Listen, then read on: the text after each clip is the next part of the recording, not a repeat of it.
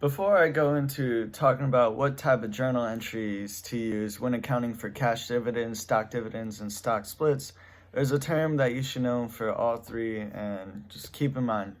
And that term is pro rata.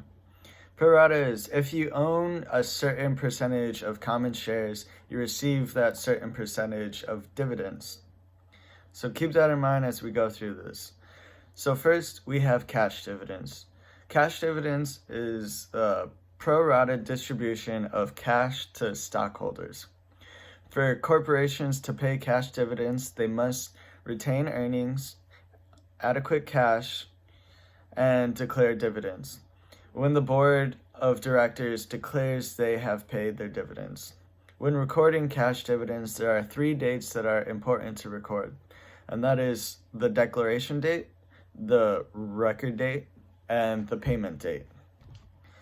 And on these slides, I listed an example of each so you can see and understand what I'm talking about with these 3 different journal entries that go into cash dividends. So for the first one, for the declaration date, when you make entries on the declaration date, directors declare a 50-cent per share dividends on 100,000 shares. For this example, you debit the cash dividends and credit the dividends payable.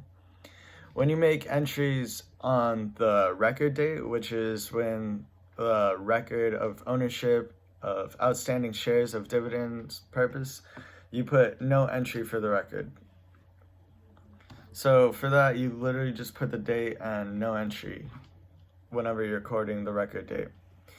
When you make entries on payment dates, which is the payment of cash dividends to stockholders, you debit the dividends payable and credit the cash.